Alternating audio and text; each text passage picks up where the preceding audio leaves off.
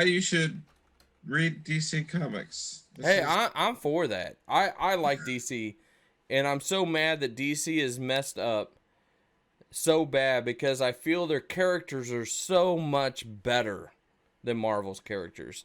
they're so much they're so much more relatable. Yeah, 100%.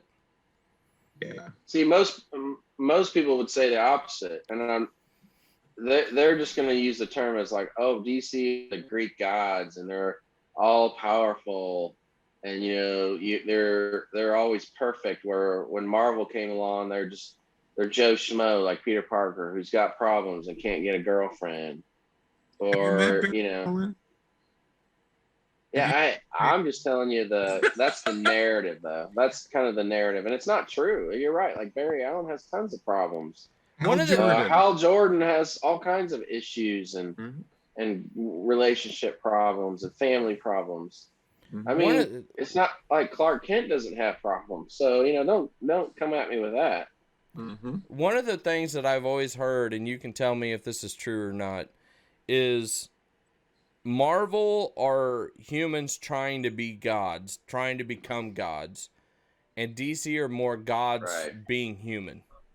Does that make any sense? Yeah, I mean that's a good analogy, and that's what a lot of people kind of go to with I just also It's- I love the DC villains. I mean, the villains are phenomenal in the DC, in my opinion. Yeah, I mean I love Marvel, and it's kind of like trying to. I know Ref is more DC, and I'm if I have to pick, I pick DC, but I mean Marvel's so close, and there's just so many good things about it that I don't want to have to pick. I love them both pretty close to equal, but at the end of the day, Superman's on at DC, so that's it. Okay, now question, and I know the answer before you answer it, but would you have said it's really close before Iron Man with Robert Downey Jr.? Oh yeah, I mean now Ref, you chime in here, but I'm just I'm going off of as a kid. Okay. There's a string in the 80s where I'm sorry, Marvel was killing DC in the comics. Okay. I'm not talking movies. We had no movies, man. That's why I'm so appreciative of what we got now, because all I had was crappy Lou Ferrigno and green paint. We had Superman, and that was it until 89 and Batman 89. Before that, it was crappy, garbage Spider Man TV, Lou Ferrigno and green paint, and then we had Superman. So I'm appreciative of all the stuff we have now. But back in the 80s, ooh, man, Marvel Comics was killing it with Captain America and this story right here, the U.S. agent story.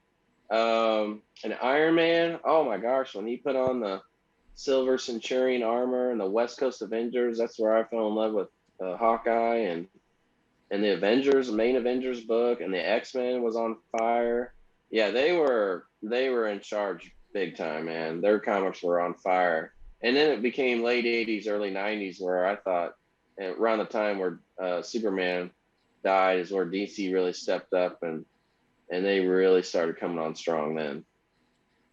I mean, I'm with Ace in saying that like some of my favorite times in Marvel.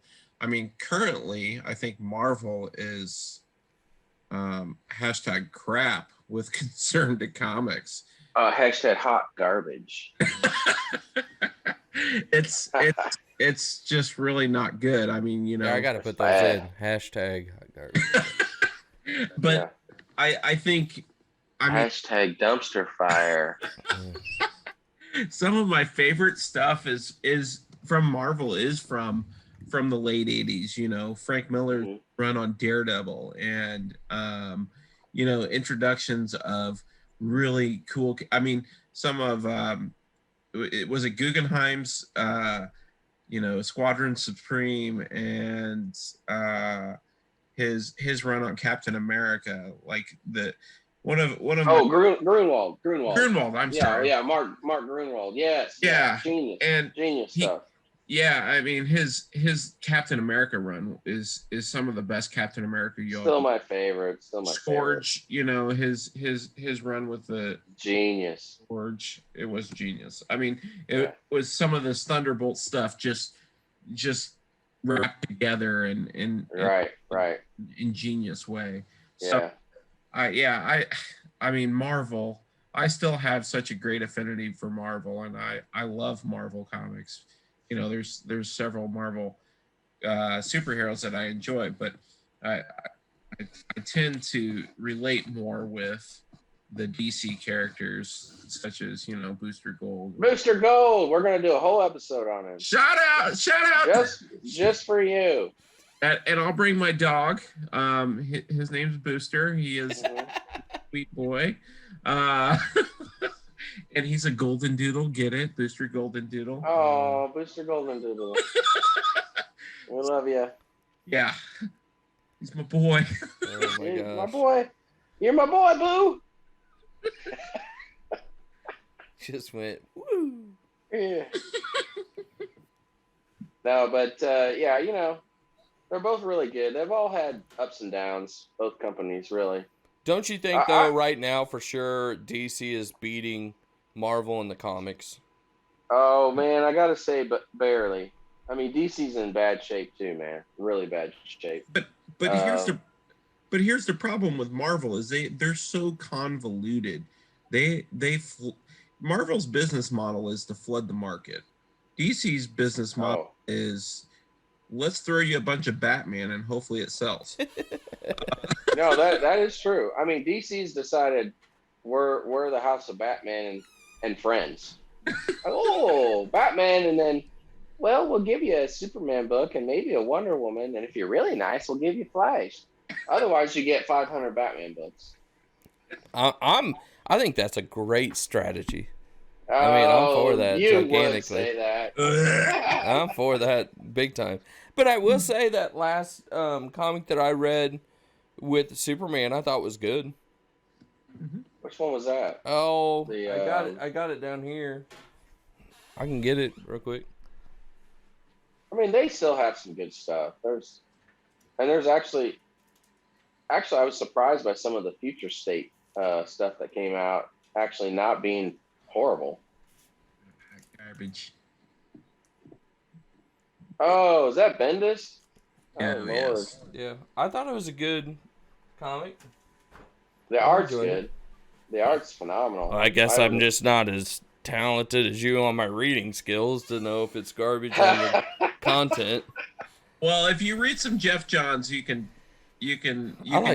tell that Mr. Bendis is very wordy and it's just he can bore you a little bit. In all fairness, Coach, I actually haven't had a chance to read those Bendis Superman issues yet, so they're on my to-do list. But I just have heard horrible reviews on it. So, but again, I'm a newbie on that kind of stuff. Well, yeah, and so you might, I mean, that's good though. You come in with a fresh perspective of like, well, this is pretty good, and the art is phenomenal. Yeah, the art is right. great. Coach is right that there is some really good DC stuff out there. Like, Josh Williams has been phenomenal on the Flash, and he's really good. Even Grant Morrison's Green Lantern has been surprisingly pretty decent. I know. Is it really? Yeah. Have you read it? I got in there. I mean, is it really that not too bad? Surprisingly pretty decent. Now, you're not doing acid while you're reading it, are you? That's the only way to do it, isn't it, Coach? Oh, of course, yeah, of course. That's the only way you understand things. Now, here's a question for me, for you all, and I know what you are, Ace. Are you digital, or do you have to have the paper? Yes, I have to have the paper. Oh yeah. Is as late in the game as I have been, just kind of a little history lesson on me. Josh Ace really got me into comics about 10 years ago. So, right when a lot of things have been changing, and I have to feel the comic to really experience it. You just get the graphic novel, though, right? Huh? You just get the graphic novel, though, right? Yeah, you want to see Josh and I's collection? I'll open the door. Josh, are you okay? Oh, I want to see it. Yeah, I haven't seen it. Yeah, this is my basement, and this is where I keep all the comic books. We're getting a tour. It's gonna be scary. So Nice. Oh man, are those are all coming my way? Oh no. yeah, those are all unread. I'm just glad Carrie doesn't watch these. Did you get this one today? Ooh, what is Oh, Oh, that's It's here. Who? yeah. You've got that, Smith? It's coming your way. This is heavy, man. Pretty awesome, though. I mean, that is a book. But- Oh yeah. If you and that's the cool thing about both Marvel and DC is they have those resources. Yeah.